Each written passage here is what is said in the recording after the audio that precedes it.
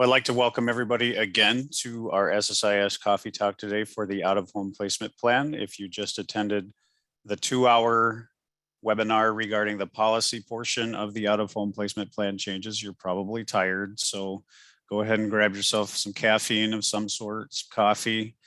There is a lot of information being thrown at our county and tribal partners at this time, and we just asked that you try to digest it at your own pace and time. We're trying to do some due diligence on our end to get the information out ahead of time so that mentors have an opportunity to look over the information and proliferate the information to other agency supervisors and workers at your particular agency. So we'll go ahead and go forward here and just kind of go over our agenda. So again, my name is Eric. I'm with the SSIS training team here and try to keep things light and lively for you as I go through different fields and buttons on the SSIS screens. Try to stay with me as I talk to you about those. I know how fun it can be. And then we have Heidi Morris with us, who is our SSIS mentor coordinator. And again, she's throwing some links to our presentation materials in the chat. Feel free to shoot her questions. She's going to also watch the question and answer box down at the bottom of your screen if you have any questions. We will do our part in answering those. I just wanted to let everybody know that this is really geared for an SSIS audience. So if you have policy related questions, we will forward those policy related questions to our policy partners who are helping to develop the out-of-home placement plan.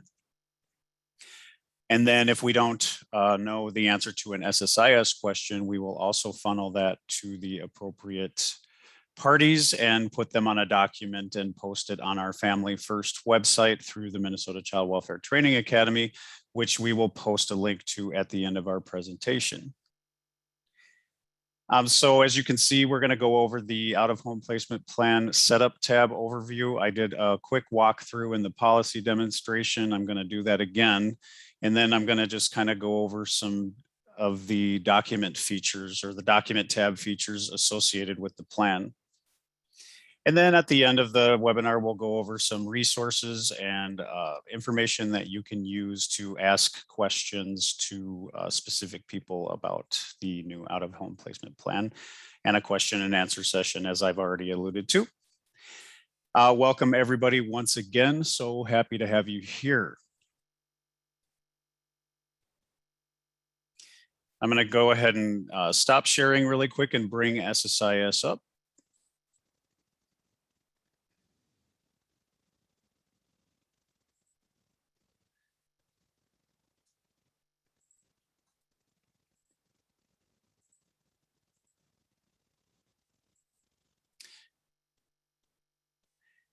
And want to answer a couple of questions that we received in the last webinar, just so you all are aware. When we roll this out on September 15th, it will be available for use right away. However, individuals do not have to update their current out-of-home placement plans to the new template right away.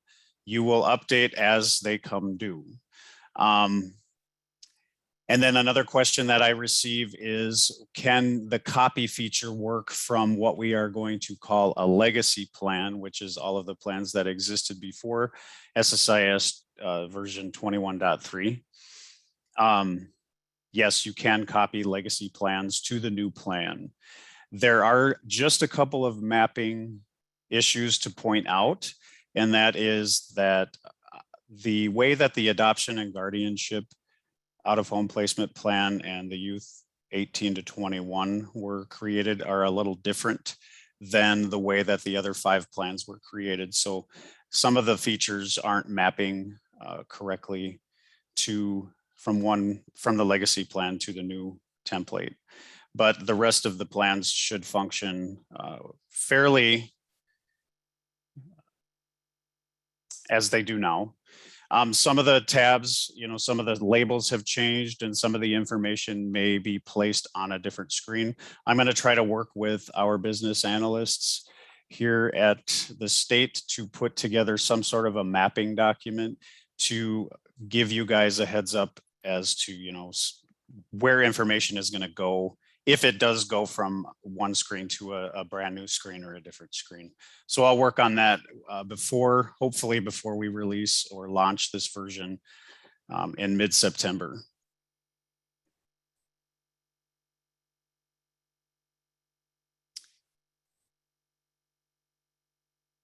So the first thing that I'm going to do is I'm going to find the work group that we're going to work from here in SSIS, and we're going to hope that SSIS cooperates with us because this is a live demonstration. And I do have a correction to make. So if you were part of the last webinar, I talked about a particular field called the review date, and I need to just stick to my script and not, let the screen try to guide me here. So I will stick to my script here today and give you the correct information about what that review date field is for, but we'll get there in just a second.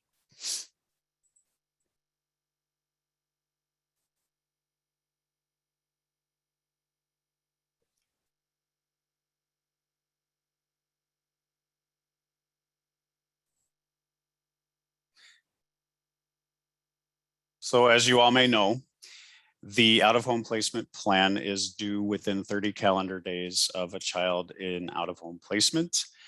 And then it's reviewed or updated as needed, or when the child changes placement, or other extenuating circumstances that would mitigate or not mitigate, that would allude to a child needing a new out-of-home placement plan, a change of work group, what have you. But the furthest out that an out-of-home placement plan is good for is 180 calendar days. So we're going to create our new out-of-home placement plan again from that service plans folder underneath our work group. I can right click on service plans and create an action menu. I can also create one from the lightning bolt or the action button down here at the bottom left-hand corner of the display screen. So I'm going to select new state service plan.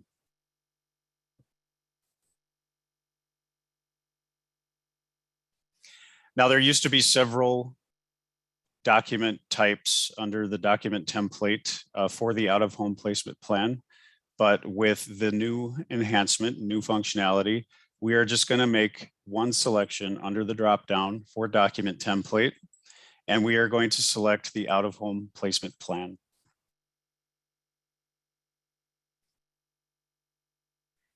I'm going to move my splitter bar over just a little bit here. And I'm going to pull my script up so that I don't mess up. The first thing that users are going to notice right away is that there's a couple of new features up here in the setup screen. And one of them is this red text that states that the continuous placement authority is required to generate the out-of-home placement plan when the agency is financially responsible. So if you try to create an out-of-home placement plan and you don't have the authority information entered on the continuous placement and you are financially responsible, you will not be able to move to the document tab until you enter that authority related information. We'll talk a little bit more about that here in just a little bit. Another feature that you see up here is help text. The help text is going to allow users to, or give users a brief synapse of and a high level overview of what is needed to complete the setup tab in SSIS. We have our document template section. We have our description, which states out-of-home placement plan, but you can edit this field and add things like a client's initials or a client's first name to denote in the grid or in the tree view who this out-of-home placement plan belongs to. And I think this is especially significant and helpful when you have multiple out-of-home placement plans for multiple children in a work group. It just kind of helps keep things tidied up. and organized for you. Then we move down to our status and our status date. This field initially appears as draft, but should be changed to active when complete. This will finalize the out-of-home placement plan. Once the plan is changed to active, it can no longer be edited. However, workers can change it to inactive or discarded once it is active. So you have those options under the status. And then this status date is going to change when you activate your out-of-home placement plan to the date that you have marked it active, inactive, or discarded. Then we're going to move down to the document portion of the out-of-home placement plan. This field autofields based on the information that's put in the description within this first field here. And then under the elements section, this is what I want to just correct myself on here. This is the review date, and we're going to enter a date that the worker and the family plan to review progress and goals outlined on the out-of-home placement plan. And this can be any number of dates, but again, that furthest date out would be that 6 month or that 180 calendar day point. So that is the correct information in relation to this review date field. So I'm going to go furthest out here, and I'm going to select February 24th as our 180 day mark. And I see those questions populating pretty quick here. Oh, I think that's just Heidi, my bad. All right, and then the agency section here, the agency, and this reflects the agency, county, tribe, or region, and it will autofill with the information based on the agency database where the out-of-home placement plan is created. And these fields are not editable right here. Then we have our work group section. It will autofill with the work group information that we are creating the out-of-home placement plan from. And then directly under the work group tab, or the work group field, I should say, we have CWTCM. This is in line with current functionality related to the out-of-home placement plan. You can associate child welfare targeted case management with this out-of-home placement plan when applicable. So you would select yes or no from the drop-down menu or drop-down list. And then again, if you have individuals who you're creating this plan with where English is not their first language, you can include this language block in the document to indicate who those individuals can contact, or a number to contact at your agency to help with interpretation of the document.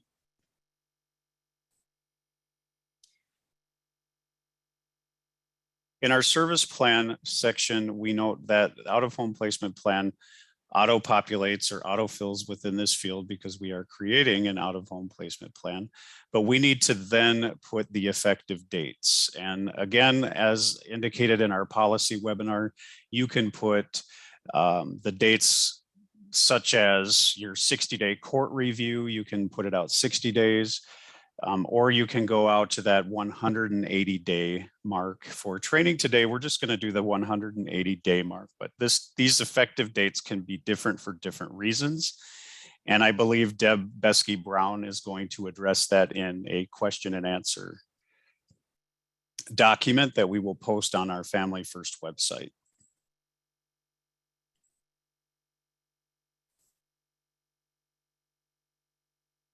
I'll go ahead and post the links here in just a little bit. And then the effective to date, we're going to go to that February 24th date. Again, that's sloppy math. You want to figure out what the actual 180-day mark would be.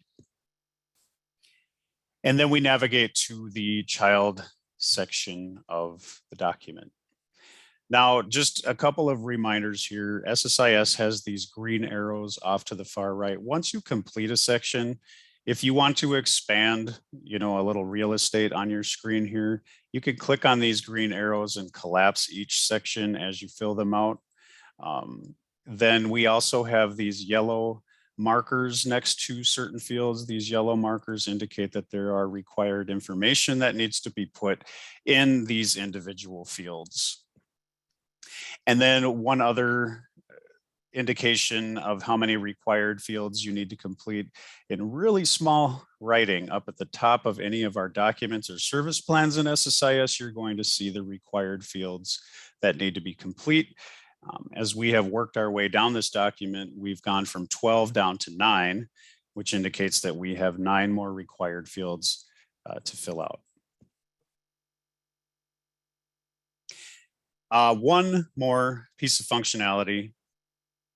If you don't have your child participant entered, you won't be able to find them in this dropdown.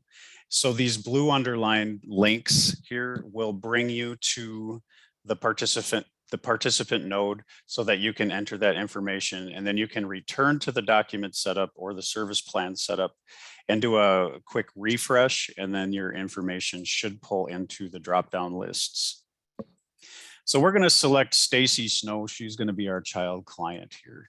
Now notice that in that drop-down list, we have column headers of name, age, gender, roles, and clearing status. And we note under age that this individual is 15 years old. So the new out-of-home placement plan, one of the enhancements that's included is that if an individual is within 180 days of their 14th birthday or older, then an independent living plan will pull into the out-of-home placement plan. So once I indicate that Stacy is our child participant, if you navigate down to include independent living plan, it autofills with yes. Stacy's 15 years old, so that's going to automatically include the ILP. You can still create the ILP or the independent living plan separately from the out-of-home placement plan if you wish. But it is included for those individuals who are ages 14 to 21 years old, where independent living plans are required. Then we have the next field here, which is our qualifies under ICWA. Now there's a couple places on the setup tab with this qualifies under ICWA.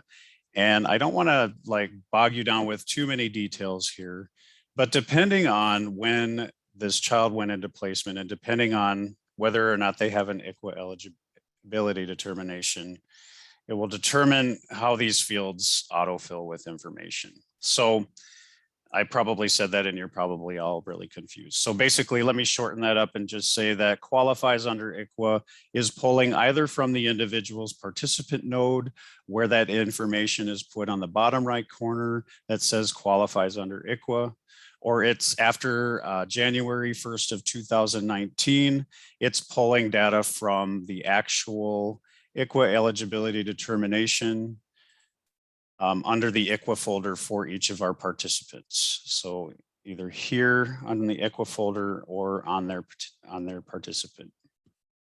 If you don't have an ICWA eligibility determination or the indicator on the participant node selected for qualifies under ICWA, this field is going to autofill with yes anyway, until you actually make that eligibility determination of no.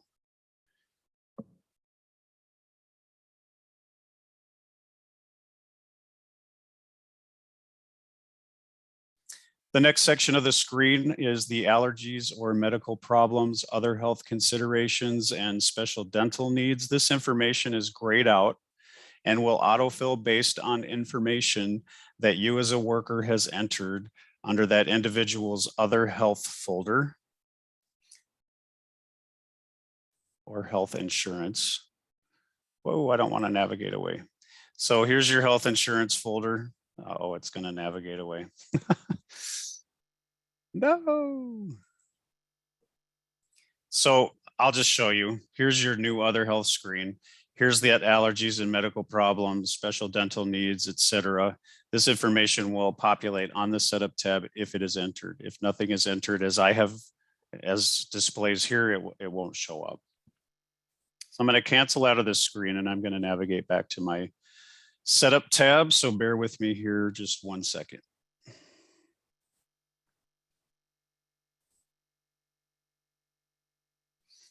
Oh, and it goes back where we left off. How nice is that? All right, folks, then we go to our statewide cumulative days in placement. This field is going to auto-populate based on the total amount of days this particular individual has spent in out of placement in the state of Minnesota. And it can be a combination of days related to however many continuous placements have been set up for this particular individual in the past and the present. Here's another major enhancement to the setup tab for the out-of-home placement plan, and it's the following questions. Does the agency have financial responsibility for the placement? This is an important question to answer, because if you say yes, then you're going to be required to put the authority, which we will get to in just a little bit, on the setup tab. If you say no, then SSIS is not going to require you to indicate the authority. And that, like I said, I'll get to in just a moment. So you're going to want to say yes or no if you're the financially responsible agency. Then for this field, use child or youth in the document. That is a current field that is in the current out-of-home placement plan. And for those individuals who are in their adolescence, we will choose youth. And those younger than 13, I believe we would use child. The next question has to do with whether or not a youth is expectant or parenting. This is both for individual fathers who are expecting or parenting a child, or mothers who have bore or are parenting a child. So we would want to indicate whether yes or no, this individual is expectant or parenting. And when we answer this question, you're going to see some information populate on the out-of-home placement plan itself pertaining to expectant and parenting youth. Then we have another family first related field. Placement is in a QRTP facility. Again, we have yes or no options. If we answer this question yes, there will be a new screen dedicated to the family and permanency team that will populate on the document section of this out-of-home placement plan. If you say no, then that information will not appear on the out-of-home placement plan. So I'm going to say yes just to show you where those new screens are located. Then we would indicate whether or not the child has siblings in placement, and that's going to place some different screens on the out-of-home placement plan itself. So we'll say yes just so we can see what that looks like. And then we have child co-located with a parent, guardian in a substance use disorder program. This is for that voluntary placement agreement for individuals who are ordered to be placed with a parent in a substance use disorder program. The information related to SUDS will not show up on all of the out-of-home placement plans, just the voluntary placement agreement. So I'm going to say no, because we're not going to be able to see it anyway on this particular plan that we're setting up, because I'm going to set this up for safety and permanency. But you can check that job aid, hopefully that we can work out getting linked into the chat. Then as we navigate down the setup tab, if you have entered healthcare providers, both new or existing, in the medication checkup folder, then those individuals will show up on your setup tab. You can simply just put a check mark next to each one of these individuals if you want to bring them into your document portion of your out-of-home placement plan.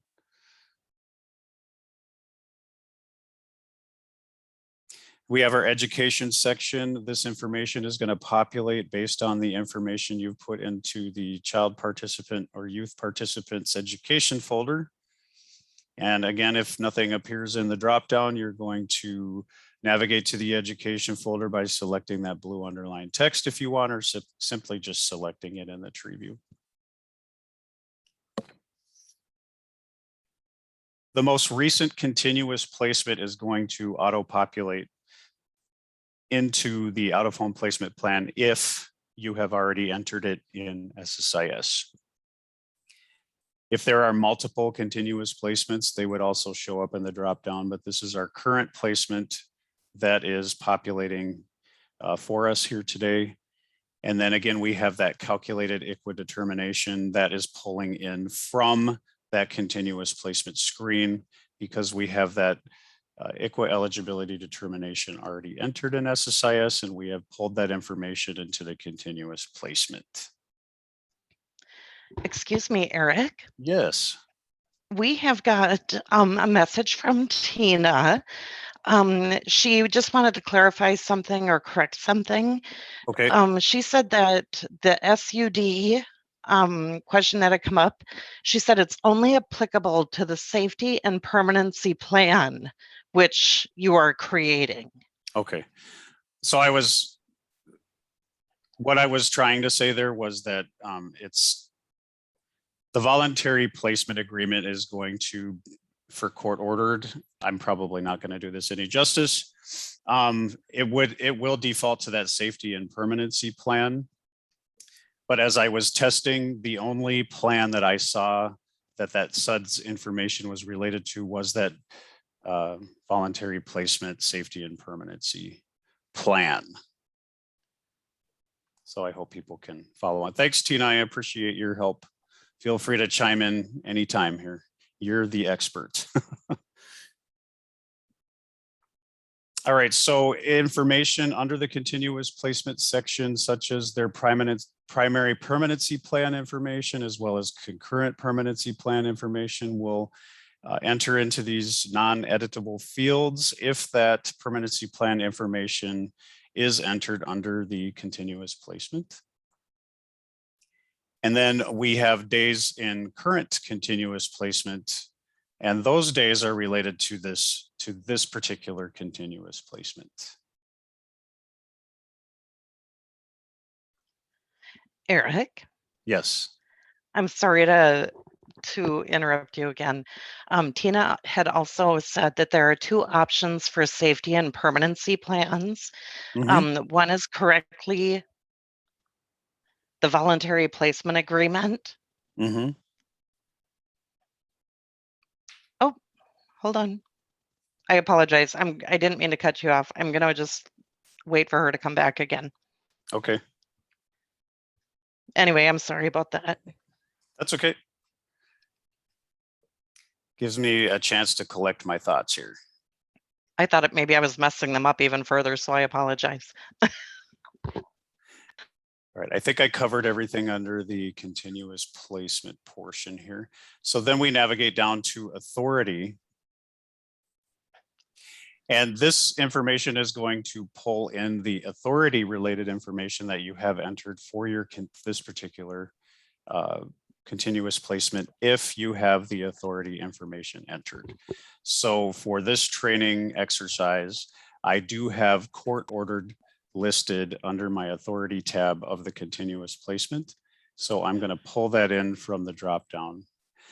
Now, one thing to note here is that if I do select court ordered, that's going to filter what out-of-home placement plans I can select from this drop down. So the out-of-home placement plans that are related to court ordered are the placement is due to safety concerns. There is a delinquency petition. The child is under guardianship of the commissioner awaiting adoption. Permanent custody has been transferred to the agency, or the child is in a trial home visit. So these are the court ordered related out-of-home placement plans. Now, the selections, like I said, are going to filter differently for court ordered or voluntary placement, or if we don't have an authority listed at all. So I'm going to take that authority out. And this usually is for agencies that are just providing the services to an individual client and not managing the continuous placement. The continuous placement is managed at the County of Financial Responsibility. So if the continuous placement isn't entered at the servicing agency, they're still able to select an out-of-home placement plan, and it's going to give the full list of out-of-home placement plans when the authority is not entered. So this is just an example of that. And then in that job aid that I have posted, or that tutorial, I should say, it shows you what would filter if there was if the authority was a voluntary placement agreement. So I'm going to select court ordered, and we are going to choose an out-of-home placement plan related to safety concerns. So I'm going to select this top option here. The placement is due to safety concerns. And that's going to tell SSIS what plan to build for us.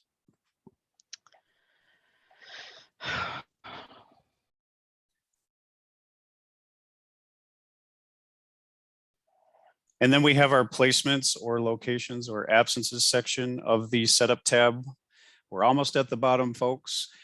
We have the placements or locations or absences that are brought in from the placement screen, which is that folder under the subfolder under the permanency folder called placements, locations, and absences. And this isn't the greatest example. If you were part of the earlier webinar, I have a setting of group home staff operated, and then underneath that, I have a business organization related to a child foster care home, or child foster care home.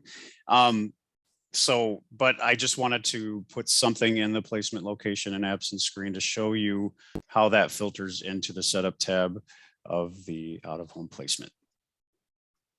And then last but not least, we have our social worker section. This will autofill with the information based on the worker creating the screen, but it can be changed simply by doing a type ahead.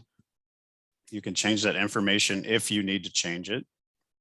And then once I have all of my information entered, I would see up here at the top left-hand corner, no requireds or no required fields needed to complete.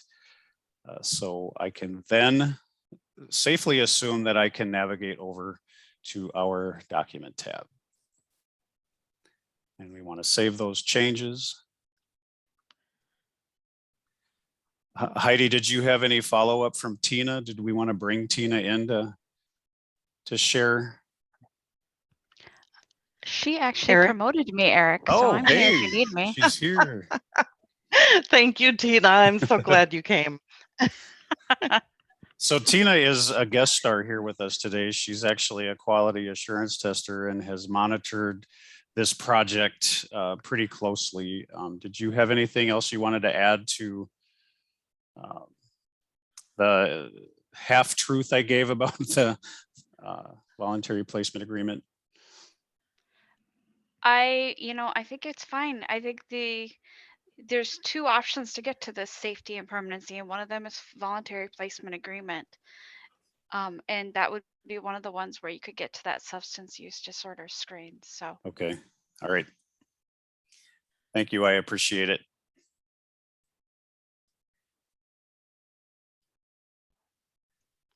All right, so just a couple of things to note here. I don't think I'm going to go line by line by line by line. This is all information that is included in that document that I put together for you.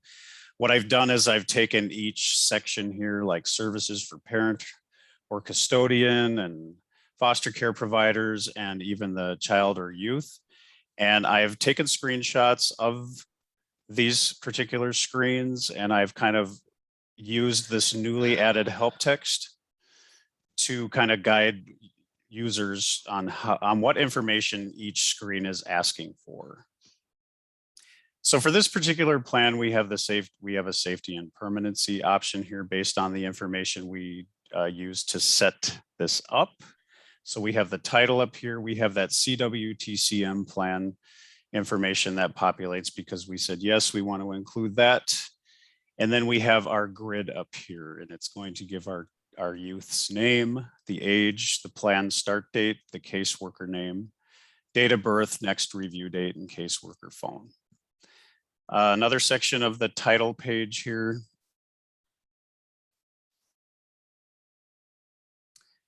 is independent living plan included for individuals who are 14 and older, and that's going to autofill with yes and can't be changed. And then we have expectant or parenting youth. We indicated yes to that question on the setup tab, so this will autofill with yes. And then Indian Child Welfare Act or Minnesota Indian Family Preservation Act are applicable. It looks like the word Indian might need to be added there. Like I said, this is still being monitored and built. So I'm sure by the time it's launched, Indian will be in Minnesota Indian Family Preservation Act here. But again, the point is that yes, autofills based on the information that was pulled into the setup tab.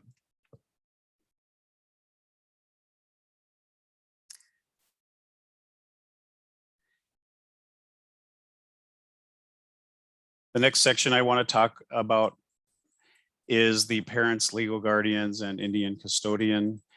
We will pull in individuals into this grid. And Tina, since you're here, I feel like I can ask you a free question here.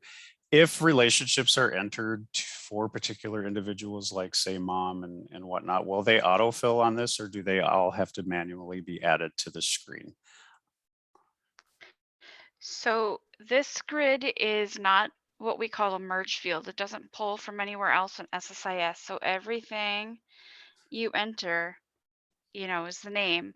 But Okay. then if you do the relationship, that is a drop-down menu. So you just pick the one that applies. But there is some guidance around that. And I believe Yep. you have that in your training documentation. Yep. And I'm going to try and locate that really quick here.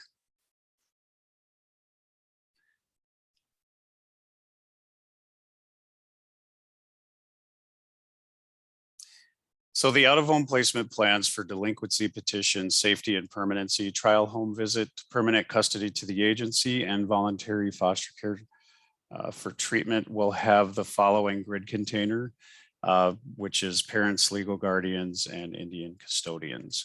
And the way we use that is the same functionality that you use now. You're going to navigate down to the green plus sign, and that's going to add a row.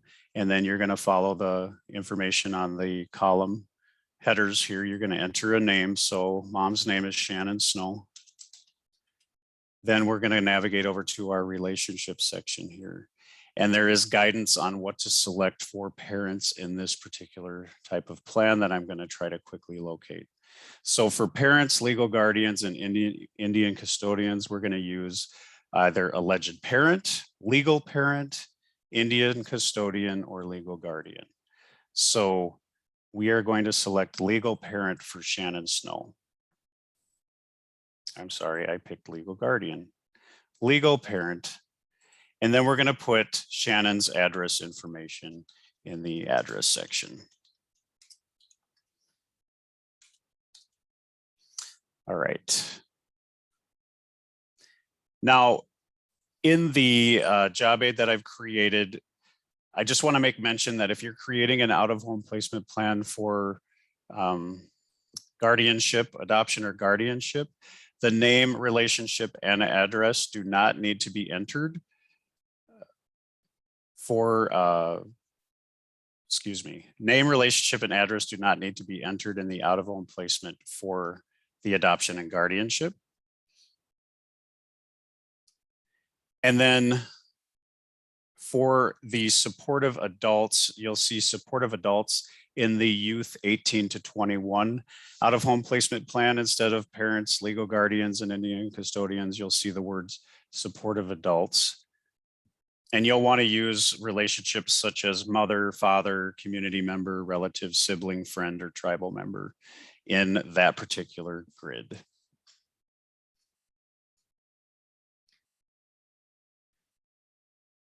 In the placement authority, this isn't going to autofill based on what we have on the setup screen. So we are going, because there's additional selections that you can make related to ICWA in this particular dropdown. So we are going to make a manual selection related to our placement authority. And we are just going to say that it was a district court order. Placement information that you've entered on your placements, locations, and absence tab or folder will autofill within this field. So it says group home staff operated. This is not an editable field. If you don't have the placement loaded yet, you can provide detailed information in the other or describe section, as well as any other information related to the placement setting that you would want to add in that field. And then finally, on our title page here, we want to include the individuals who were involved with the development of this plan. And we can again hit that green plus sign and we can add that row. When I select the role column, you'll notice that a drop-down arrow appears and you can select, I'm not going to read all of them, but any of the applicable roles from the particular drop-down here. So we have things like tribal representative, relative, child or youth, and then we'll want to include their name and the date. If you make a mistake and you add a row, you can simply hit the red takeaway button and it will ask you if you want to delete the record, and you would just confirm that you want to delete it. So that's a little overview of the title page of this document. Another thing I want to show you is that when you have siblings in placement, or under sibling placement, under the sibling placement section, you'll see that this sibling rights screen will appear. You'll want to fill that out and include all of the pertinent information related to siblings. When we selected yes on this setup screen that the individual was expectant or parenting, we get this new section here and these subheaders for expectant or parenting youth detail, the location placement detail for the children, healthcare and early education information that is not mandatory to add, but it's helpful. And then final services and supports for anything that the tribal representatives or the agency representatives or the family couldn't agree on. And again, there is help text at the bottom of each one of these new detail screens to help provide guidance as to how to use these screens and what information it's asking for, and sometimes some statute related information for reference.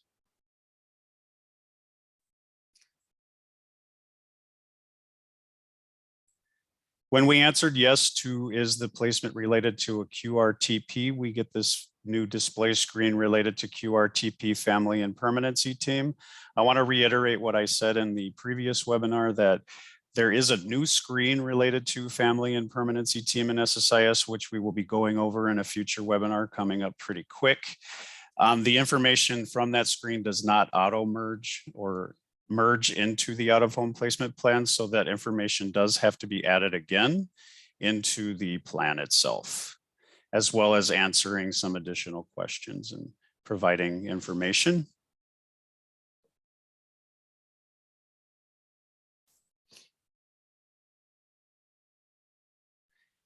And then here's that independent living plan that is included in the out-of-home placement when an individual is within 6 months of their 14th birthday, 14 to 21 years old, and you have your signature sections here. I do want to show you really quick that voluntary placement agreement with that child co-located. I set up several plans in trying to get screenshots here. So I'm going to navigate to that out-of-home placement plan for voluntary placement agreement.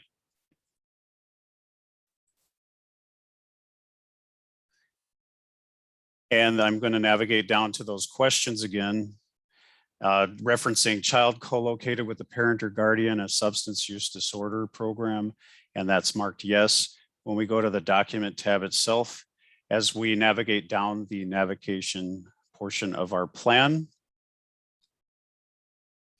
we will notice this new section here for substance use disorder program co-location safety plan. This is going to be that safety plan that we referenced earlier in the webinar. That webinar will be posted with that information. I just wanted to show you where to find it in the navigation section of this screen.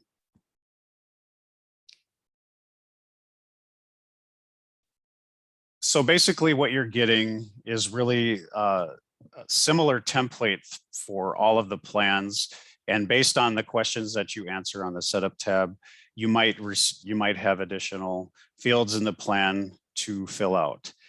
Basically, that information that I handed out to you in the chat goes over, the functionality of blue editor buttons, how to navigate through the plan, what red check marks are indicative of, and all of that. So do we have any questions? I don't see any questions.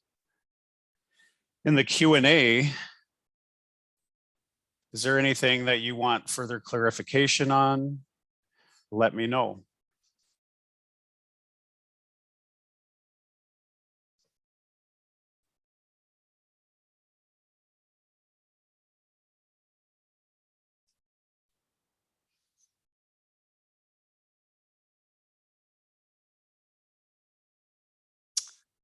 All right, looks like. This is starting, Terry, on September 15th. So when SSIS version 21.3 rolls out on September 15th, that's when this new functionality will be visible in your version of SSIS at the county. And then I believe I answered the question. You don't have to update all of these right away, just as they come due. And the copy feature should work for the most part. Still working with our business analyst on a mapping document to help clarify some of those points so that you guys don't have to spend a lot of time with the SSIS help desk. So hopefully we'll have that put together for you by statewide release.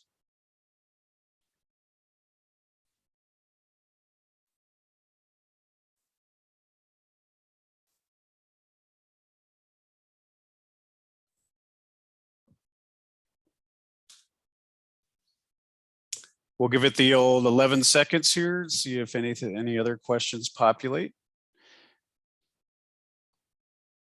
And then I'm going to shift our focus to the end of the PowerPoint and go over the web address for all of this information that we are sharing with you over the last few weeks and into September.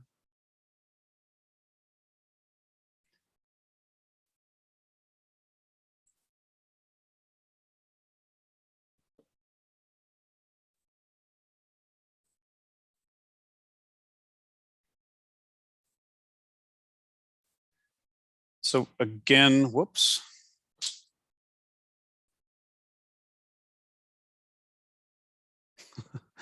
So here are the individuals you can contact related to some of the updates to policy and Family First and the out-of-home placement plan itself. And then any questions you might have about SSIS functionality, you can always call or contact the SSIS help desk, and we'll try to get you an appropriate response within a timely manner. So I'll leave this slide up for about another 30 seconds so you could take down this information if you don't already have it.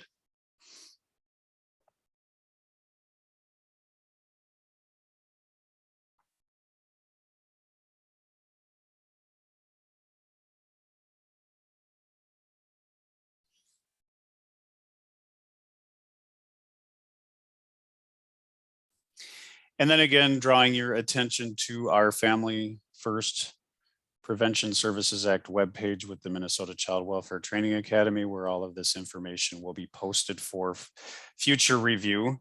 I just want to quickly show you how to navigate this page again. When you get to minchildwelfaretraining.com, you'd go to the More section, and the Family First Preservation, or I keep saying preservation, my apologies. Prevention Services Act is located underneath that More tab. And information about registering for future webinars, as well as resources, as well as previous recordings are also listed on this site. I'm going to put that webinar completion form in the chat for you. This is for individuals who need to provide proof to their supervisors or licensing boards that they've attended a particular training.